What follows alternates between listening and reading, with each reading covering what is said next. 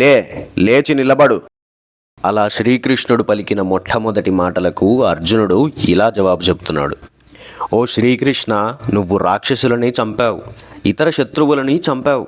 కానీ నేనిప్పుడు ఎవరిని చంపాల్సి వస్తుందంటే నన్ను చిన్నప్పటి నుంచి పెంచి పోషించిన భీష్మ పితామహుణ్ణి, నాకు చిన్నప్పటి నుంచి విద్యలను బోధించిన ద్రోణాచార్యుణ్ణి. నిజానికి నేను వాళ్ళని పువ్వుల్లో పెట్టి పూజించాలి. ఇలాంటి వాళ్ళని ఎలా బాణాలు వేసి కొట్టేది? కృష్ణ, నాకు ప్రతిపక్షంలో ఉన్న వారంతా నాకు గురువులే. వారు మామూలు గురువులు కాదు, మహానుభావులు. అంటే తపస్సులోనూ విద్యలోనూ ధర్మంలోనూ మహాప్రభావం కలవారు. ఇలాంటి వాళ్ళను చంపడం కంటే ముష్టెత్తుకు బతకడం మంచిది. ఎందుకంటే చంపితే నాకు సంపదలు, కోరికలు, సుఖభోగాలు అన్నీ లభిస్తాయి. కానీ అవన్నీ నత్తురుతో తడిసినవే.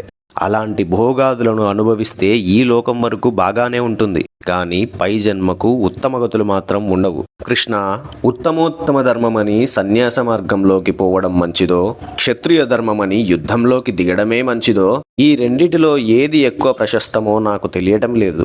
అదిగాక మనమే గెలుస్తామో వారే గెలుస్తారో కూడా తెలియదు. అయితే ఏ పెద్దలను చంపి మనం బ్రతకలేమో అటువంటి పెద్దలంతా ఈ ధృతరాష్ట్ర పక్షంలోనే చేరి మనకు ప్రతిపక్షులై యుద్ధానికి సిద్ధంగా నిలబడి ఉన్నారు. కృష్ణ, నా మనస్సుకు దీనత్వం అనే దోషం పట్టుకుంది.